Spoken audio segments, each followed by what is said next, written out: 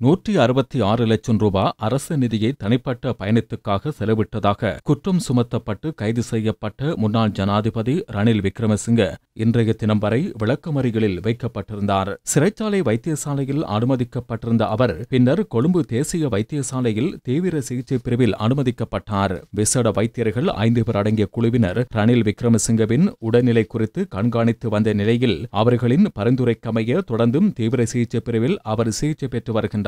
அதன் அடிப்படையில் ரணில் விக்ரமசிங்க இன்றைய தினம் வழக்கு விசாரணைகளில் நேரடியாக ஆஜராகாத நிலையில் ஜூம் தொழில்நுட்பத்தினூடாக இணைந்து கொண்டார்.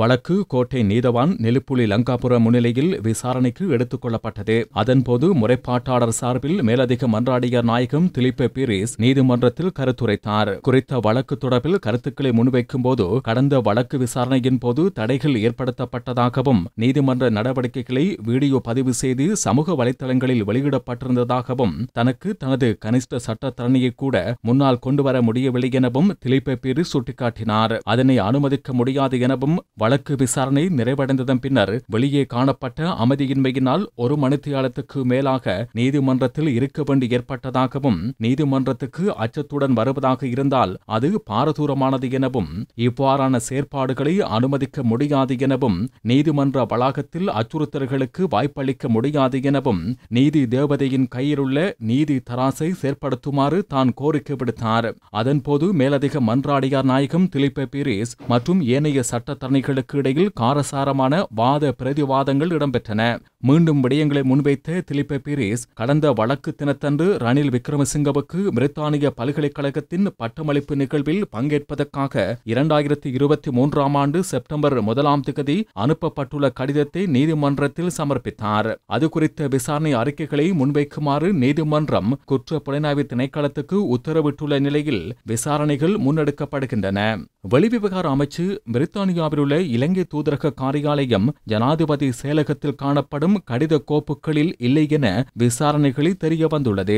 குறித்த கடிதம் தொடர்பில் ஜனாதிபதி செயலாளர் சமன் ஏக்கநாயக்க பிரத்யேக செயலாளர் ஆகியோர் தெரிந்திருக்கவில்லை எனவும் தெரிய வந்துள்ளது என திலிப்ப பீரிஸ் தெரிவித்தார். குறித்த கடிதம் போலியாக தயாரிக்கப்பட்ட கடிதம் எனவும் அவர் குறிப்பிட்டார். இந்நிலையில் வழக்கு பொது சொத்துக்கள் சட்டத்தின் கீழ் தாக்கல் செய்யப்பட்டுள்ளமையினால் பிணை வழங்க முடியாது எனவும் சந்தேக நபருக்கு பிணை வழங்குவதாக இருந்தால் உரிய விடயங்களை முன்வைக்க வேண்டும் என குறிப்பிட்டார். குறித்த வழக்கு விசாரணை நிறைவடையும் வரை சந்தேக நபரை விளக்கமறியலில் வைக்குமாறு திலிப்ப பீரிஸ் கோரிக்கை விடுத்தார். அதன் பின்னர் ரணில் விக்ரமசிங்க சார்பில் ஆஜரான ஜனாதிபதி சட்டத்தரணி திலக் மாரப்பன கருத்துரைத்தார்.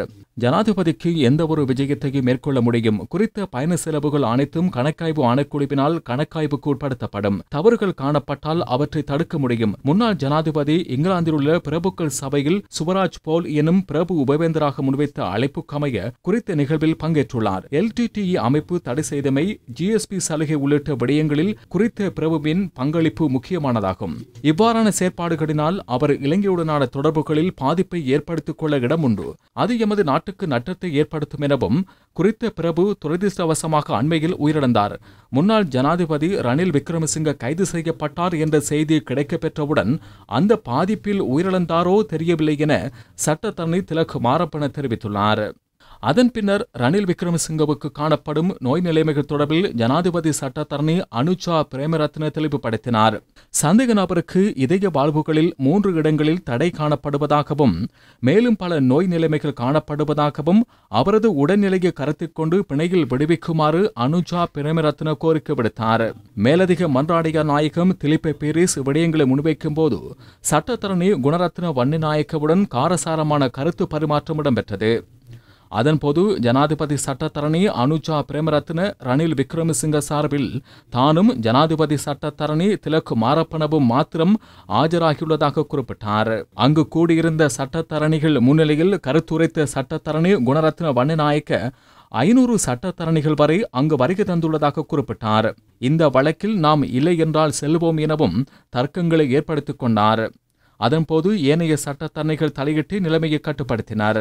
இந்நிலையில் சுவராஜ் போல் எனும் பிரபு இலங்கைக்கு பல்வேறு சேவைகளை வழங்கியுள்ளதாக சட்டத்தரணி குறிப்பிட்ட நிலையில் அவற்றில் ஒரு சேவையை குறிப்பிடுமாறு பிரதி மன்றாடியார் நாயகம் கேள்வி எழுப்பினார். குறித்த செயற்பாடு முறைகேடு எனவும் மக்கள் பணத்தை சுரண்டுதல் எனவும் குறித்த வழக்குக்குரிய சம்பவம் தொடர்பில் கருத்துக்களை யூடியூப் தளத்தை இயக்கும் ஒருவர் தெரிவித்த விடயம் தொடர்பில் விசாரணைகளை முன்னெடுக்குமாறு குற்றப்புலனாய்வு திணைக்களத்துக்கு ஆலோசனை வழங்கியுள்ளதாகவும் திலீப பீரிஸ் குறிப்பிட்டார். பிணை கோருவதற்கு கடந்த 22ஆம் தேதியை விட எவ்வித விசேட காரணிகளையும் முன்வைக்கவில்லை எனவும் சந்தேக நபரின் நோய் நிலைமை தொடர்பில் நீதிமன்ற வைத்திய குழுவினால் விசாரணை அறிக்கை பெற்றுக்கொள்ளப்பட வேண்டும் எனவும் அதன் அடிப்படையில் பிணை கோரிக்கையை நிராகரிக்குமாறு திலீப பீரிஸ் குறிப்பிட்டார்.